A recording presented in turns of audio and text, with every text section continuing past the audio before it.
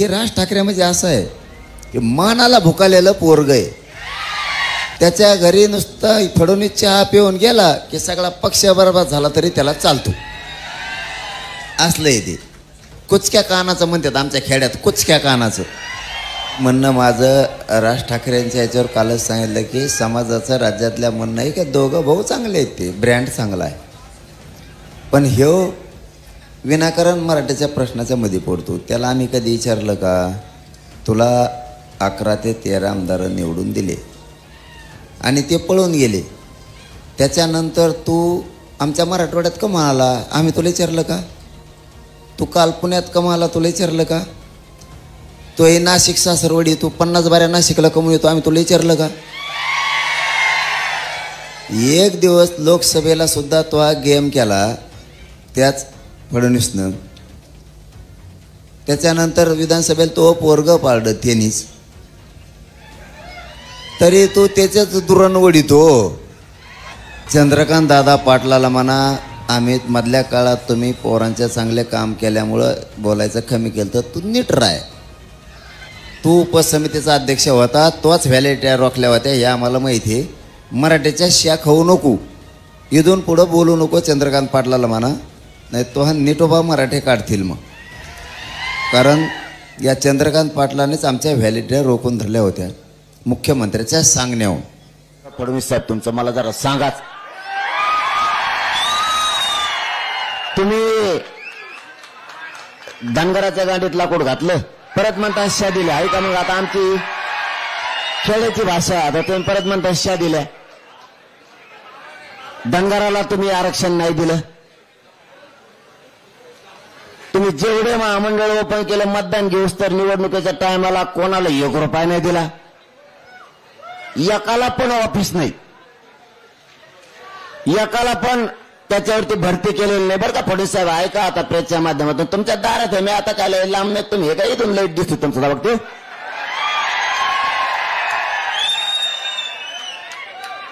मीडियातून ऐकल्यापेक्षा mic लावा तिथं, तिथं एक माईक आम्हाला आणून द्या, एक भोंगा तुम्हाला ठेवा.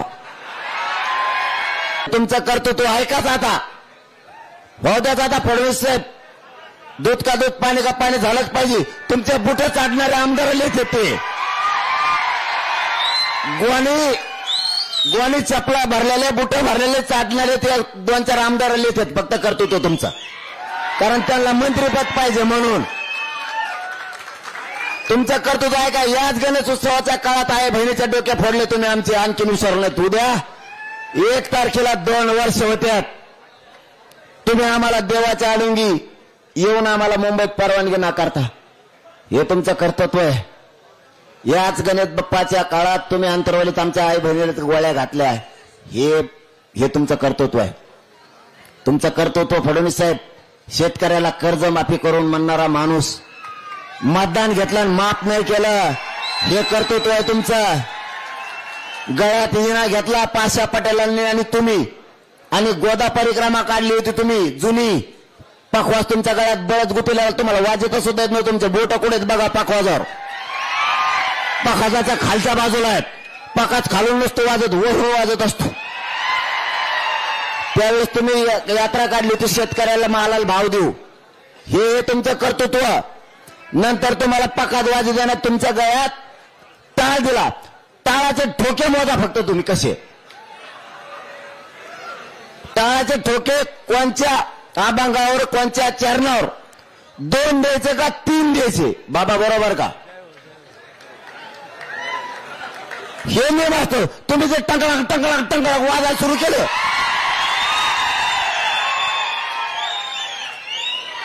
हे कर्तृत्व नाही, हे कर्तृत्व तुमचे. शेतकऱ्याचं काय केलं तुम्ही लक्षात ठेवा. तुम्ही लाडक्या बहिणीचा पगार बंद केला, हे तुमचं कर्तृत्व आहे. तुम्ही दलित मुस्लिम मराठ्यात वाद लावले, हे तुमचं कर्तृत्व आहे. तुमचं कर्तृत्व सोपे नाही, सांगावं की तुम्हाला रात जाईल. कारण मी तेवढा निभारे तुमच्या तोडीस तोड, आणि शिव्यानं सांगतो तुम्हाला, तुम्ही जर आमच्या आई बहिणीला हाणलं नसतं तर आम्ही तुम्हाला बोललो नसतो. तेवढी सभ्यपणा आमच्यात आहे. तुम्ही काय सांगितलं हाणल्यावर? महे पोलीस आहेत. मह्या पोलिसालाच हाणलं म्हणून तुम्ही आमच्या अंतरवलीच्या मावल्यावर, त्यांच्यावर, माणसावर, बायावर हाफ मर्डरच्या केसेस केल्या. देवात हे करतो तो कोणाच्या पोटी येऊन ओरिजिनल पोटी जन्मलेला माणूस नाही करू शकत.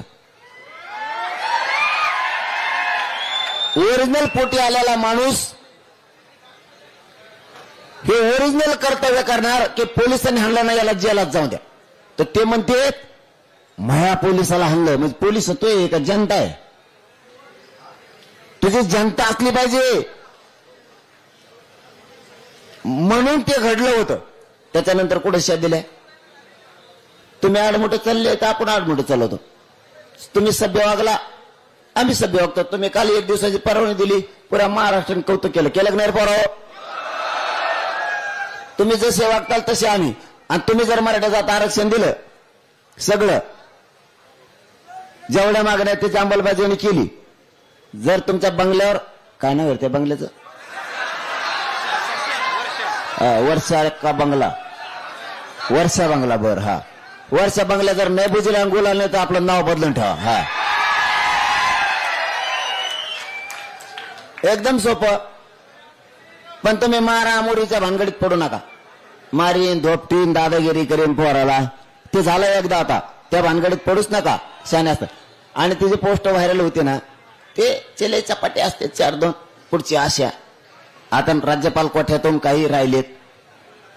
मतदानावरचे विधान परिषद संपलेल्या, आता राज्यपाल कोठ्यातल्या, राज्यपाल कोठ्यातली तेवढी संधी ती का हुकली, यांचं टंबळच वाजलं. मग त्यांना माहितीये याला बोललं म्हणजे तेवढंच राज्यपाल कोठ्यातल्या देते. कारण विधान परिषदेच्या, विधानसभेच्या, स्थानिक स्वराज्यामधल्या विधान परिषद आता नाही आहेत.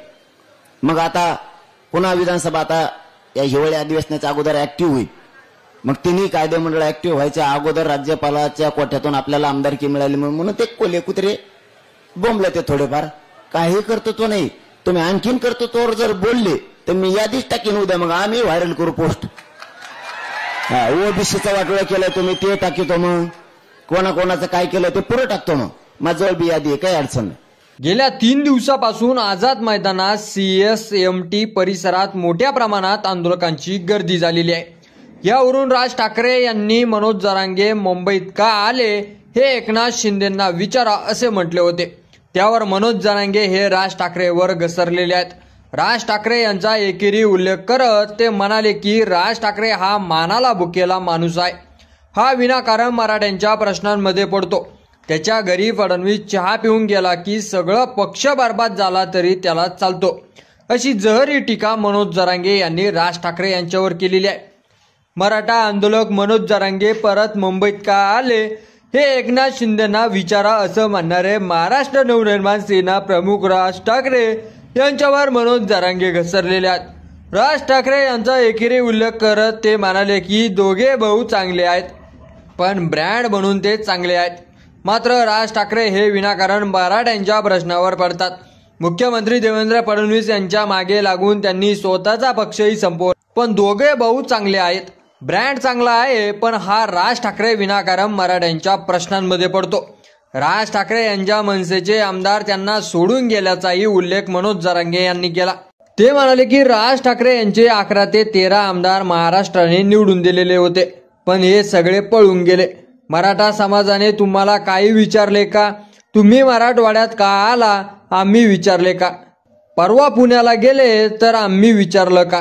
तुम्ही का गेले नाशिकला? राज ठाकरे यांचे नेहमी जाणे येणे असते, तर आम्ही विचारतो का नाशिकला कशाला गेले? राज ठाकरे हे देवेंद्र फडणवीस यांचेच ऐकतात, असा आरोप मनोज जरांगे यांनी केला. ते म्हणाले की लोकसभेला फडणवीसांनी राज ठाकरे यांचा गेम केला, विधानसभेला राज ठाकरे यांच्या मुलाचा पराभव करण्यात आला, तरी देखील राज ठाकरे फडणवीसांच्या मागे का जात आहेत? राज ठाकरे हे मान सन्मानाचे भुकले आहेत. मुख्यमंत्री देवेंद्र फडणवीस त्यांच्या घरी चहा पिऊन गेले की सगळा पक्ष बरबाद झाला तरी राज ठाकरे यांना चालतो. आमच्याकडे खेड्यात अशा माणसाला कुचक्या कानाचा म्हणतात, अशी जहरी टीका राज ठाकरे यांनी केली. महाराष्ट्र नवनिर्माण सेना प्रमुख राज ठाकरे शनिवारी 30 ऑगस्टला ठाण्यात आले होते. यावेळी मनोज जरांगेंच्या आंदोलनासंबंधी विचारलेल्या प्रश्नावर त्यांनी माजी मुख्यमंत्री तथा विद्यमान उपमुख्यमंत्री एकनाथ शिंदे यांच्यावरही निशाणा साधला होता। ते म्हणाले होते की मागच्या वेळी नवी मुंबईला जाऊन एकनाथ शिंदे यांनी मराठा आरक्षणाचा प्रश्न सोडवला होता ना, तर हे परत का आले? या सर्व प्रश्नांची उत्तरे तुम्ही एकनाथ शिंदेंना विचारा, असे राज ठाकरेंनी म्हटलं होतं। आंदोलनामुळे होणारी वाहतूक कोंडी आणि मुंबईकरांना होणाऱ्या त्रासाबद्दलही राज ठाकरे यांनी एकनाथ शिंदेंना विचारा असेच उत्तर दिले। सगळ्या गोष्टी सगळ्यांना माहीत आहेत, म्हणूनच एकनाथ शिंदे येतील तेव्हा त्यांना हे प्रश्न विचारा, असे राज ठाकरे यांनी थेट सांगितले होते।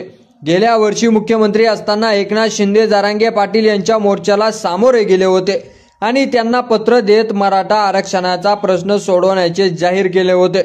त्यानंतर मराठा आंदोलकांनी जल्लोष केला होता। तसेच शिवसेनेच्या दसरा मेळाव्यात एकनाथ शिंदे यांनी छत्रपती शिवाजी महाराजांची शपथ घेत मराठा आरक्षण देण्याचा निर्धार केला होता। या पार्श्वभूमीवर राज ठाकरे यांनी एकनाथ शिंदेकडे या प्रश्नाची उत्तरे मागा असं म्हटलेलं आहे। मात्र जरांगे पाटलांनी राज ठाकरेंना सुनावलं। तर जरांगे पाटलांच्या प्रतिक्रियेवर तुमचं मत आपल्या कमेंट बॉक्समध्ये लिहायला अजिबात विसरू नका आणि चॅनलवर नवीन असाल तर चॅनलला सबस्क्राईब करा। धन्यवाद।